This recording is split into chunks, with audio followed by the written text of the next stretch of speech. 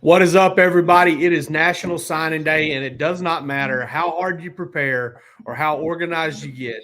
It's chaos. It is going to be some chaos. And listen, before 8 o'clock this morning, Rusty, 4 Georgia players just file right in.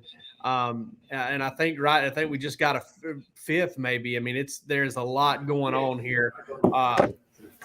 Let's set the stage for National Signing Day. What are we expecting today? I'm expecting Georgia to finish off a number one class.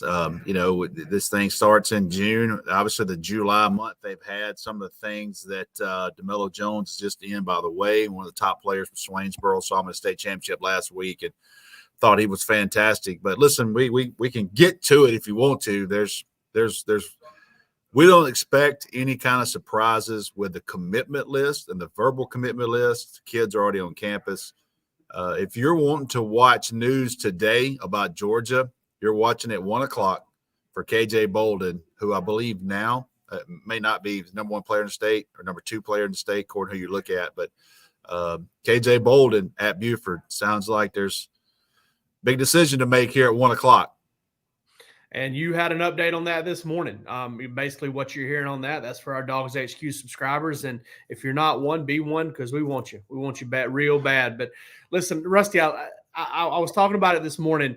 National Signing Day has been a big part of my life for a very long time, and and it has for years too. It was my big part of my reason I got into this business. Me too. Back in the day, Steve Patterson and those guys. Up at the Blind Pig Tavern, writing it on the board, radio 960 the ref, hang out all day, breakfast bars, drinking Bloody Marys at 7:45 a.m. That's just how it goes. Why aren't we doing that? We need to be doing that. We make that. You and I make that call. Like we can make that happen.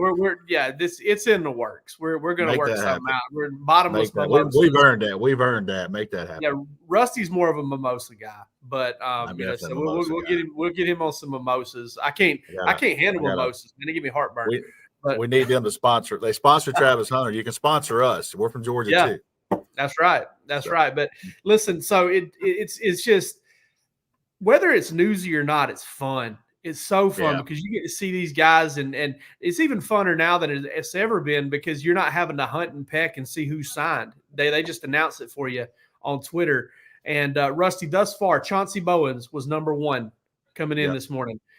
Dwight Phillips was number 2. Two running backs. To get 2 running backs just right out the gate, and probably would have just gotten all 3 in if the other one didn't live on the West Coast. Yeah. So Chauncey Bowens, the Florida commit at one point, and flips to Georgia. I think that was the worst kept secret. If you remember, the video leaked of him committing in front of all the players, Ryan Puglisi and all those guys on that second weekend. And a couple of weeks later, he went public with it. I had a chance to watch him work out down in Naples, Florida, for the All-American Bowl. And great kid, man. I think his family was sold on Georgia, sold on Dell McGee, and it says a lot this morning. He was first one in. I tell you what, Colton Heinrich was next. Nitro Tuggle is also in. Nitro Tuggle.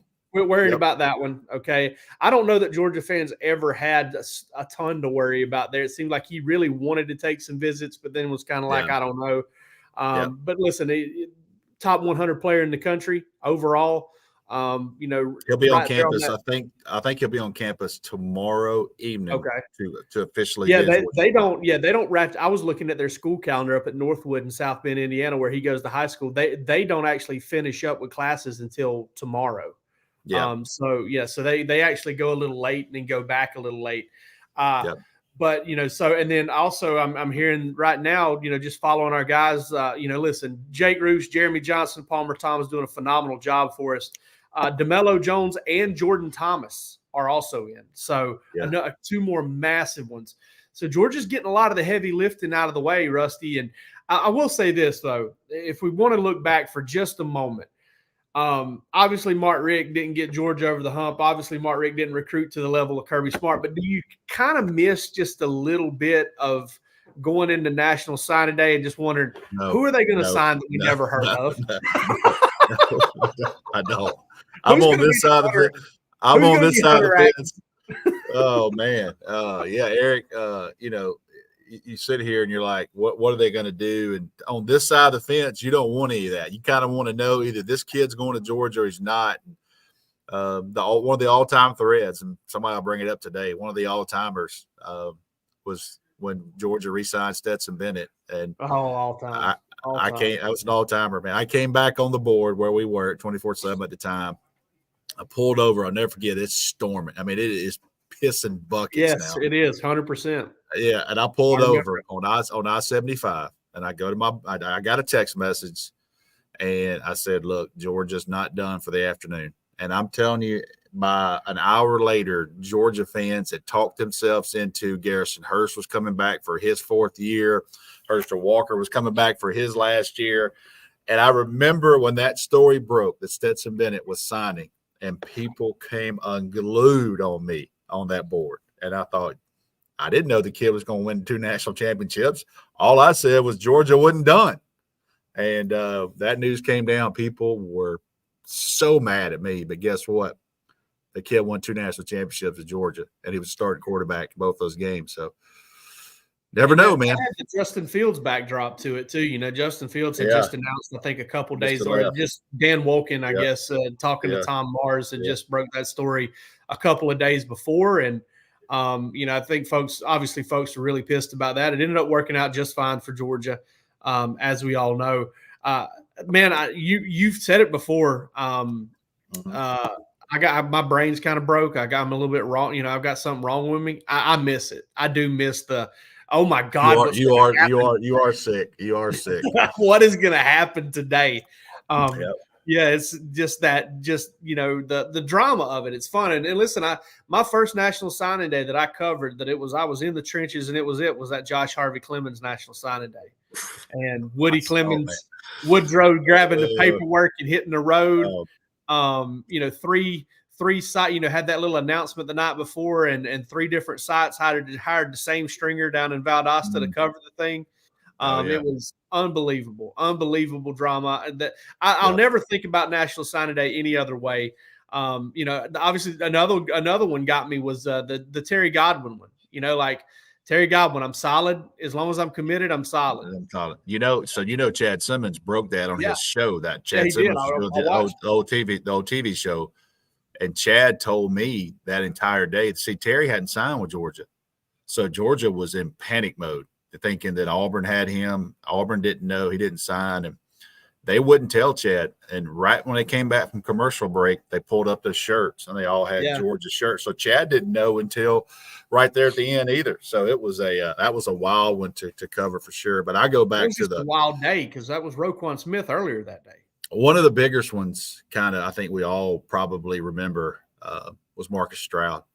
Yeah, and flipping from Florida to Georgia and being on the cover of Sports Illustrated. That was a signing day wild one too. That set the hook in me as a kid for signing. Day. I didn't.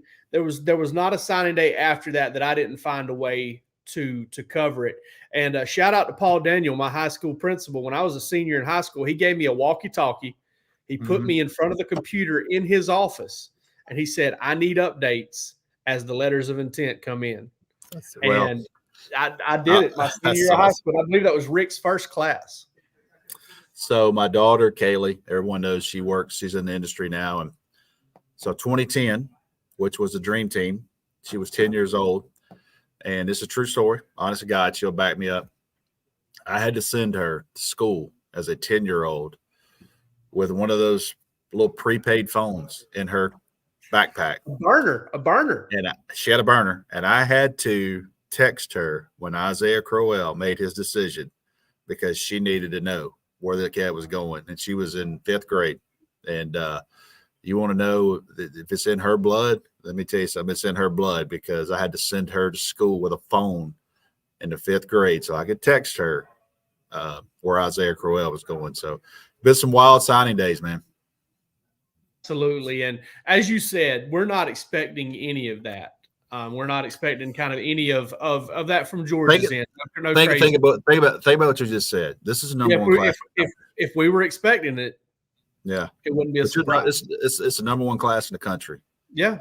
And this thing is just it looks to be as smooth as morning lake water. And, you're going to find out with KJ Bolden today at 1:00. We're going to find out. And people keep asking. We had an update right before we came on DawgsHQ, updated what I'm hearing as of this morning, and kind of been laying that consistent message the last 24 hours. So you can go to the message board and get that. But I will be there at 1:00 to cover that for On 3. I'm covering it for our entire company. So if it goes to Florida State, if it goes to Auburn, it goes to Georgia, I'm there to cover it for us. So let me just ask you some basic questions on this, just without getting expounded.